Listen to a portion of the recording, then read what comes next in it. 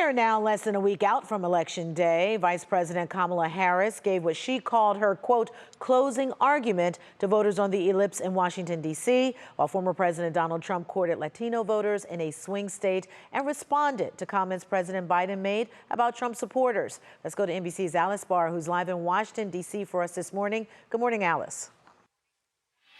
Good morning, Danita. In a speech near the White House before some 60,000 people, according to a federal law enforcement official, Vice President Harris paired her economic pitch with attacks on former President Trump as he rallied in Pennsylvania and responded to new comments from President Biden. I did this work.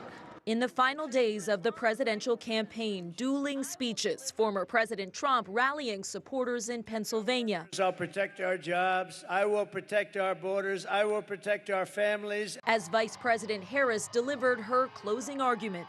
I pledge to seek common ground and common sense solutions. Speaking from the same spot where former President Trump rallied supporters before the January 6th Capitol attack, she warned a second Trump term would bring more serious consequences. This is someone who is unstable, obsessed with revenge, consumed with grievance, and out for unchecked power. The former president, meanwhile, seized on comments from President Biden, talking by Zoom with a Latino group about a comedian's racist joke at the Trump Madison Square Garden rally Sunday, calling Puerto Rico a floating island of garbage. The only garbage I see floating out there is his supporters. Remember Hillary? She said deplorable. That didn't work out.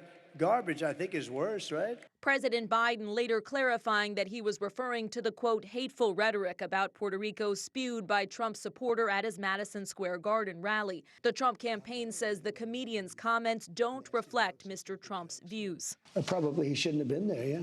All as Vice President Harris seeks to cast herself as a unifier, arguing that former President Trump calls those who disagree with him the enemy, while I'll give them a seat at the table. Contrasting visions in a race down to the wire.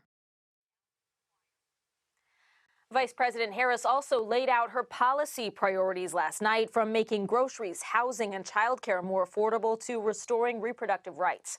Tonight, both nominees have big events in Wisconsin, with Packers legend Brett Favre set to join former President Trump in Green Bay. Danita?